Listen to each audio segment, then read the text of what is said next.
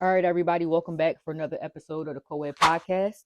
This is a podcast community for educators for collaboration, communication, a little bit of confessions, and also a little bit of controversy. Like I'm it. here with my host, Devin Buchanan. My Nice. name is Tiffany Abney Harris, and we just want to open it up with the first question. What's the question of the day, Dev?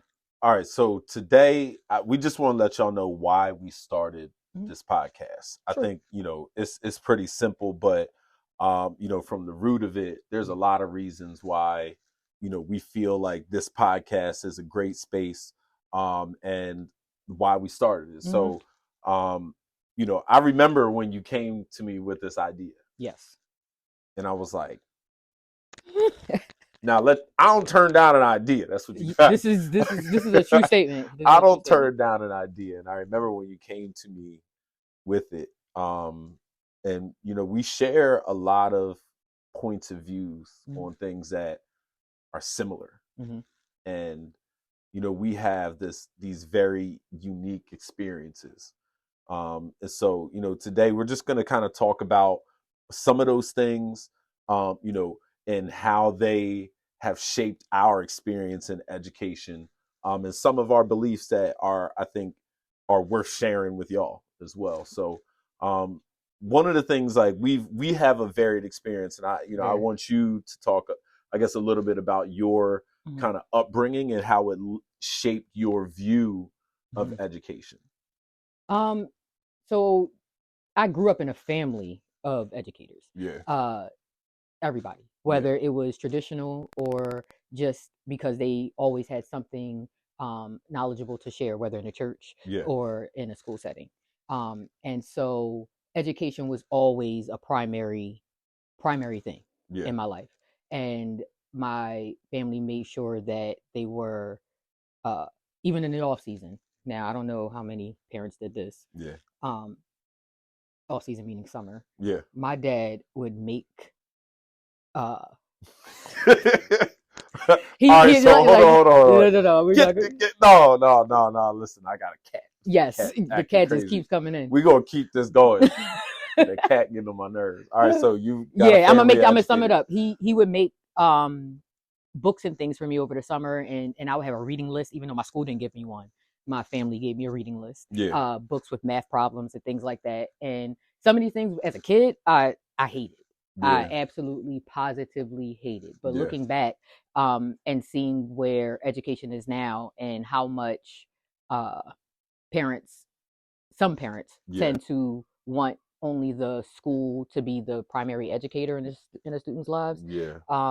How that definitely shaped me, and it was definitely necessary so that I didn't lose anything during that all season. Yeah. And my grandmother was definitely instrumental on how to study, like giving me those study tips. But these were things that I got outside of the Hmm. classroom, not inside of class. Yeah. And so I think that me knowing that there was a combination of that support at home with the things that were happening at school Yeah. uh, helped. And so I went from public to Catholic to private Catholic, Yeah. and then to we are Penn State. Oh. Just a little drop in there. Oh yeah. So I've had kind of a range of education, and so I found that where I am the most successful is showing students that don't have the same example as I did growing up, Hmm. that there is a better way, and there are people that can help them and shape that thought process. Yeah. Yeah. And honestly, I think that's what makes good educators, people who are in education. Now, we have different Mm-hmm. experiences in education, Mm-hmm. but I think your ability to be effective in a school community Mm-hmm. lends to your ability to take what you experienced, Mm-hmm. be empathetic to Right. people, because it's like your experiences plus empathy. Because you got some teachers out there, some educators, some people in education Mm-hmm. who lack empathy, Right. and so they have their experience, and they're trying to take their experience and put it on the Other people. kids and Right. put it No. on other people. Mm-mm. And that's not how it works At all. at all. So you got to take your experience, couple that with some empathy and Mm-hmm. your formal education, then the experience in the classroom and all those things going on. You put those together, and that's how you shape and mold Mm-hmm. kids moving forward. And for me, like, I remember leaving, and I think I said this to you the other day. Remember leaving my house, turning right outside of Philadelphia, and Mm-hmm. being in the next county over. Okay. So my experience is really rooted in going to uh a kind of culturally, ethnically diverse private school, Okay. and having all of the things that really shaped my life kind of come out of some of those experiences, like school retreats and Mm-hmm. stuff like that. Like those were my vacations. My parents spent their money to send me to this private school. And so I take those experiences and some of the things over the summer, and then I take what I've learned kind of as an educator in Mm-hmm. the classroom, outside of the classroom with summer camps and meeting kids, right? And getting to know them. And that's what shaped kind of like my view on education, Mm-hmm. right? Like education is a tool. And when Right. it ceases to be that is when I start to have a problem with it. Mm-hmm. And I think we both have had problems kind of in education and kind of being like finding a just this comfortableness, right? Right. Like being able to say like, yo, this spot is doing it right, it's doing what kids need, and I see what's going on, right? um I think we both have struggled with that. And so I want to just talk about today, like, what do you think for this podcast Right. can educators get out of this? Honestly, I want it to be a place of collaboration. Yeah. Um, we are not claiming to have all the answers. Yeah. However, we do have pretty broad perspectives based on our various experiences. Hmm. Um, and we did come from families that had to sacrifice for us to have that different type of education, Yeah. and learning outside of the classroom. So we want to be able to just collaborate on some of these thought processes. And if you have something different to say, like, let us know. Or if you Hmm. have a different experience, let us know so that we can share in that, because we're not people that are um, trying to downplay anybody else's experiences. One of my favorite things to do, and how I find one of my joy outside of the traditional education, is kind of helping people relate their or reflect on their everyday experiences and things that they've been through, and why they did the things that they did, Hmm. and why they may have reacted in the way that they may have reacted, so then they can come up with an action plan for if that happens again, what can I do? Hmm. But sometimes we don't recognize those things in ourselves. Yeah. And so here is a place where we are going to be reflective. Yeah. We're going to reflect on some things that we have been through or other people have shared with us. And we want you to do the same thing. We want you to kind of give you some tools to be reflective on things that have happened this school year that you may not have realized affected you in a way that it did, Hmm. but it has shaped you as an educator moving forward. Yeah. Um, and so we can get, it's not even necessarily being on a common ground, because I do believe that because we all have different experiences, that we I just want to get to a place where we can understand each other, Hmm. um and know that us being different or having a different viewpoint doesn't mean that we are against anything. Yeah. It just means that we haven't experienced it and this Hmm. is new and we might need a little bit more time. Yeah. Such as I'm new to this Delco school life. Yeah. Uh and so this is a learning curve, being in Delco and trying to uh, understand how their school system works versus the Philadelphia system. Yeah. And so I know I take more of a step back when it comes to that, because I don't know Yeah. nearly as much. I don't interact necessarily as much with the students, and so I'm learning what their needs are. Yeah.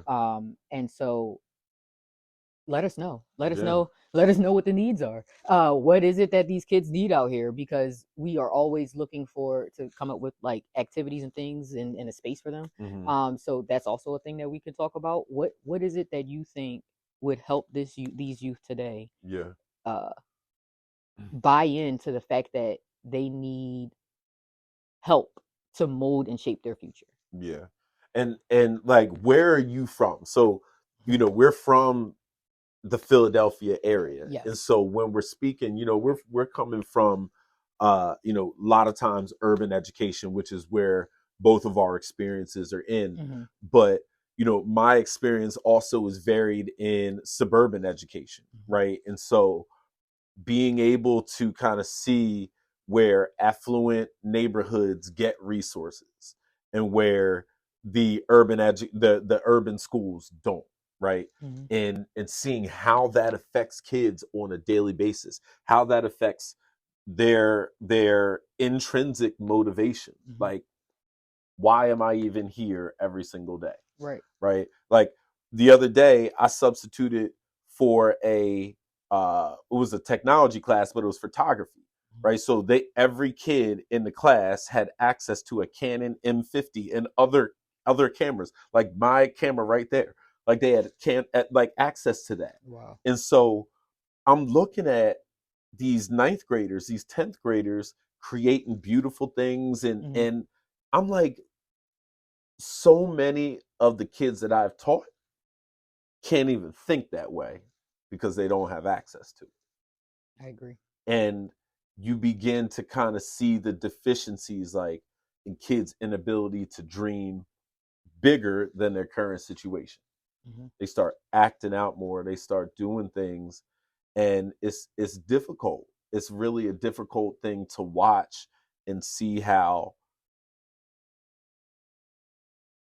in a hallway, even just in the hallway in between classes, the difference between, a high school in Philadelphia and a high school in Delaware County, Mm-hmm. and what the interactions look like. And I always wondered, like, I try to ask kids, like, I try to ask, there's not a lot of black kids that I come across when I'm substituting. Okay. So I try to ask them on a DL, like, what's it like? What's it like going to school here? And some of them understand where I'm coming from. Right. They're like, it's all right. It's cool. And I don't always have the opportunity to ask about the cultural Yeah. type of things that they might go through, whether they're recognized in that way. So those are some of the things that I think, I would like us to talk about, like both having that private school Mm-hmm. experience, but then having the urban education experience as an educator. Mm-hmm. You went to a private school, Yes. Yes. growing up, and was it all girls school as well? Oh, it I was can't all remember. girls. All girls school, All yeah. girls So, school. what Little was Lower Marion that like? area. Like some of the benefits, but also some of the negative things. Like maybe not in terms of the Heh. school specifically, Mm-hmm. but how it affected you. Benefits were definitely understanding and being exposed to a different culture early. Mm-hmm. I went to predominantly black schools up until eighth grade. Everything was in the neighborhood, Mm-hmm. within walking distance from my house. Yeah. So we all were pretty much overall the same. Yeah. But going to high school, it was a different ball game, and I remember being one of six to start out with, and graduated one of three, Mm. um, out of that graduating class. And it's not, to be honest with you, um, it opened my eyes in a different way, because You had 3 people in your graduating class. not three What? people. No, no, no, no. Three black people. No, Oh, no, no, okay. no, no. Gotcha. We had Gotcha. a Gotcha. class of, I think, 110, Oh, okay. Oh, okay. Gotcha. Gotcha. one Gotcha. something like that. It was small Oh, school. it's only 6 black people and only 3 graduated. Mm-hmm. Wow. They transferred out. Financially, it could be, it was a hardship. I was there on a partial scholarship, Yeah.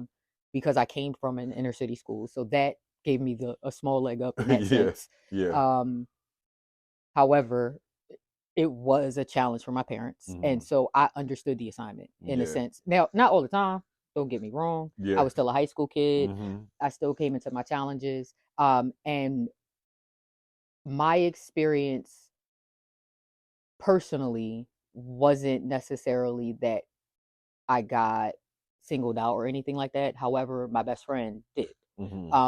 We did come to a situation where uh, it was the color of her hair, and they didn't want her to walk on ring day. And I know if Hmm. anybody is following me, that knows exactly what I'm talking about.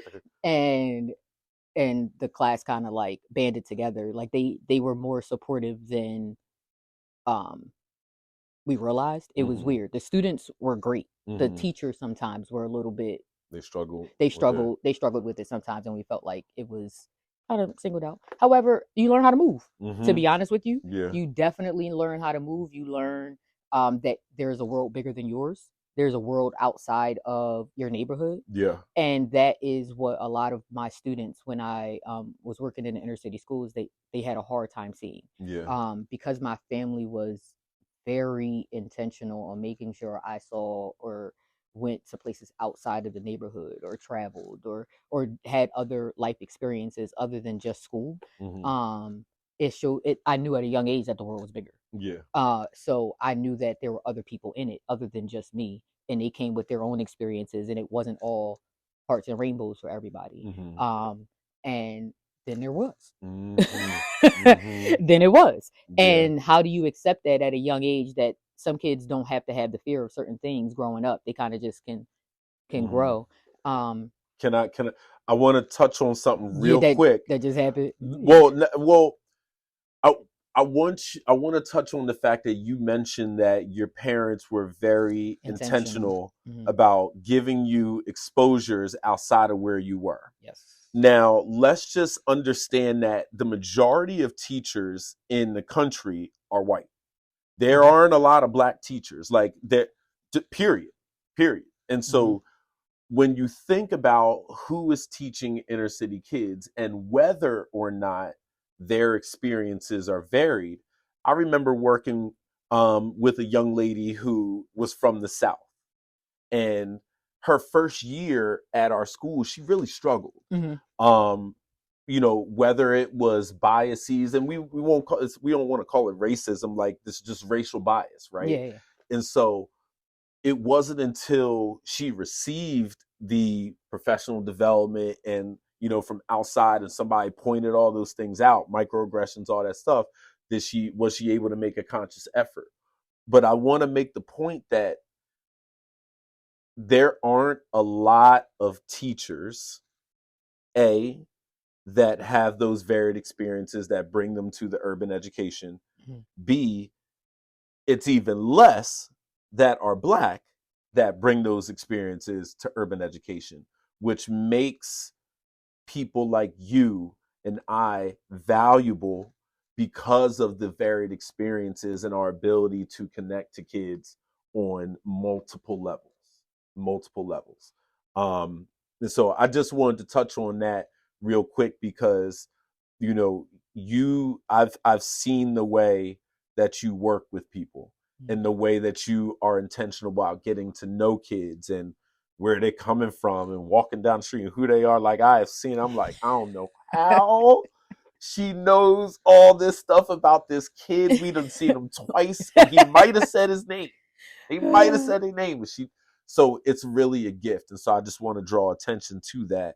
Not to cut you off, but I think that's one of the things that if every educator had that and could harness that ability, right, to say, all right, maybe I haven't had all the varied experiences. What am I missing here? I think a lot of our kids would be much better off. Much better off. So, so the where you went to school, you know, it definitely had some benefits. Go ahead, sorry. No, you don't have to be apologizing. This is a back and forth conversation. Yeah. Dev, I want this to be, like you said, what do we want this to be? We Collaborative. often collaborative. This is how we want it to be, like you're sitting in the living room with us. Because we often have this conversation back and forth. And so when I hit him up and was like, Dev, I think we should do a podcast. Why not? Started sending them random stuff. I saw just random things. I'm not even gonna go into it, but I knew that the content of our conversations, whether silly or not, was informational and valuable and could help somebody out there. And we were people that we value experiences, so we value your experience as well. And so that also helps to open up our brains and our minds to think something different, because I'm always looking for what piece didn't I have so I can get to know this person. And also trying to help parents figure that piece out with their students, and especially as they grow and they get older, and it's hard for parents to let go of the baby as the the child becomes and grows into an adult, Yeah. and it's hard to navigate students through what I like to call toddler adulthood. Completely different than an adult toddler. Okay. Completely different. An adult toddler is somebody that's grown that still has baby tendencies. Yeah. A toddler adult, for me, just think of a toddler. You have to repeat things. Mm-hmm. You have to. You can repeat it, and they're still gonna do it. Yeah. And what do? You still love them through it. You Yeah. still repeat it. You still help them in the process. And as they are navigating this teenage life into adulthood, it's the same thing. It's just that they're physically stable. They can walk or whatever the case may be, but their brain is still in that toddler stage. Yeah. Now Yeah. they have to try things on their own in order to know. And no matter how many times you tell them, it might change. And so Yeah. I want to be that person. And so I do appreciate you for working with me this summer to help me figure that out, Mm-hmm. because I kind of lost that a little bit. Mm-hmm. And what actually was driving me and what was my why. Mm-hmm. One of the people that I used to work with, she used to always say that, and it has stuck with me. And now I want to make and figure out what other people's why is. Yeah. So you have helped me to figure that out this summer. Yeah. And so I think that it is honestly a testament to who you are as a person and what your mission is as a whole, because you don't just help students find themselves. You can help other people also find themselves and create that unlimited success. I like it. I Yeah, like you it. see, I like it. Yeah. you see that name drop. Ooh, You see that name drop. You oh, see that name oh. drop. That's right. It's. I appreciate that.